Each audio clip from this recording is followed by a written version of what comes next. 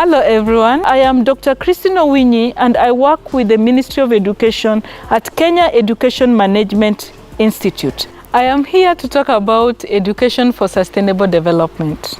In short, we call it ESD. What is ESD? What is Education for Sustainable Development?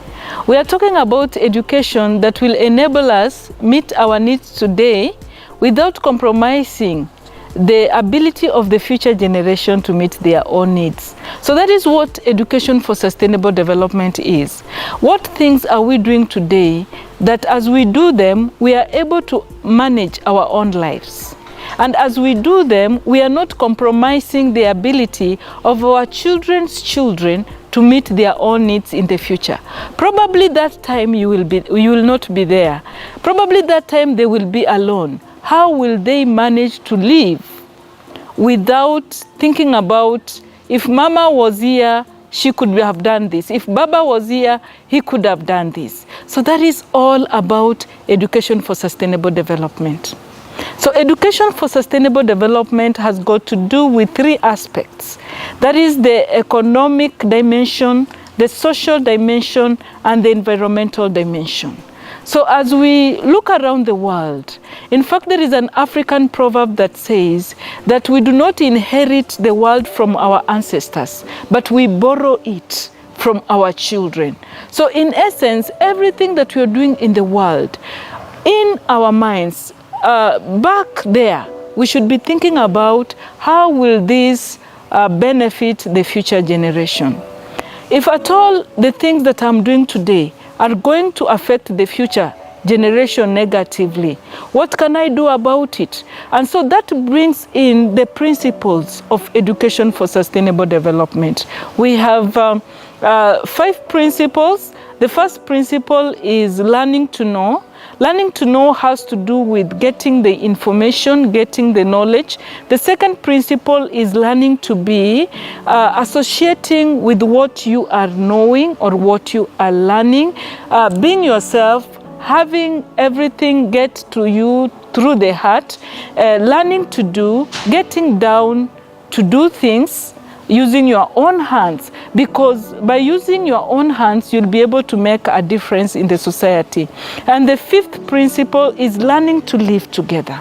Education for Sustainable Development is about learning to live together. How can we live together as a community of people, of animals? How can we live together with the plants that God has blessed us with? How can we live together with the air, with the soil, with the space, everything? How can we live together with animals in water? Essentially everything that affects us as human beings. And the fifth principle is learning to transform oneself and the society. So that is what we are going to talk about when it comes to Education for Sustainable Development, transforming oneself and the society. It is not about, I want to make this change for others. You have to start with yourself so that by doing it, the others can have a role model among them. So transforming yourself, the things that you're doing, you are transforming yourself, and in the process, you are transforming the society. You'll have to involve 3 aspects: the head, the heart, and the hands. The head stands for information, knowledge that you can get in books, that you can get when you are listening to me like you're doing. But getting beyond, we are saying you get to the heart. So bring what you have learned down to your heart so that whatever you have learned will get a relationship with you. You create kind of a relationship and start developing passion, and even go beyond passion, go to grit, enjoy, so that when it comes down to the implementation, doing it using your own hands, it becomes so easy, it becomes so simple, you enjoy doing the work without feeling anything wrong.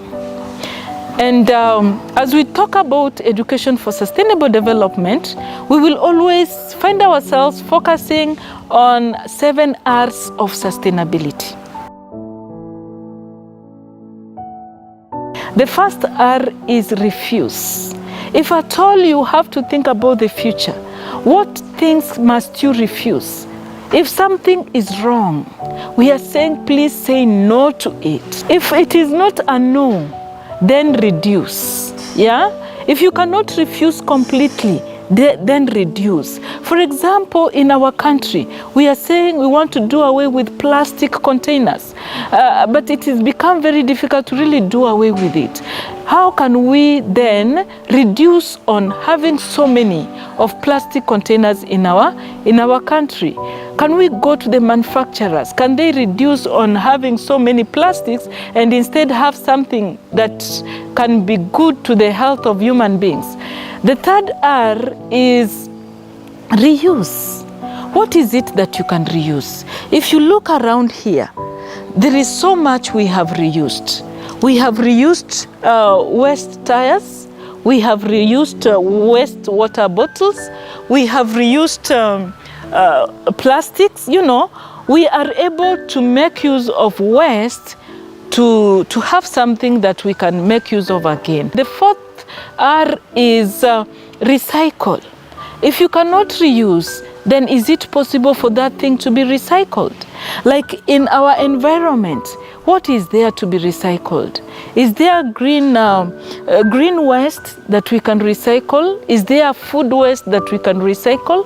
Oh yes, if you have that food waste, put it somewhere for a while, it will become organic manure, and if you put that organic manure in your plants, you will be able to have healthy food. The fifth R is repair. Instead of looking at it and throwing it away, anytime your cloth is torn, instead of repairing, just take a needle and thread, repair it. You throw it away. And in your neighborhood, there is somebody who doesn't even have a cloth. Why can't you repair? If you don't need it, give it to somebody else. And then the sixth R is reconnect. As you think about all these things, reconnect with yourself. Reconnect with your inner self. Is what I'm doing right? How is it benefiting the society through me? If you're a Muslim, reconnect with Allah. If you're a Christian, reconnect with God. If you are a Hindu, reconnect with the God that you know that exists. Because in essence, human beings are spiritual things. Reconnect with the environment. Reconnect with animals around. Reconnect with trees, so that you don't just go cutting trees, not thinking about how am I affecting the future by cutting this tree. Reconnect with the birds. If I cut out this tree, it means the birds will not have a home. So reconnect with everything. Charlotte here has written hard work. Charlotte wants to grow hard work in herself. In that, anytime she comes to water this plant, she's not only watering the plant, she's actually watering hard work in themselves. So we've done this in very many schools. Like in Kenya, we have over 100 education for sustainable development model centers.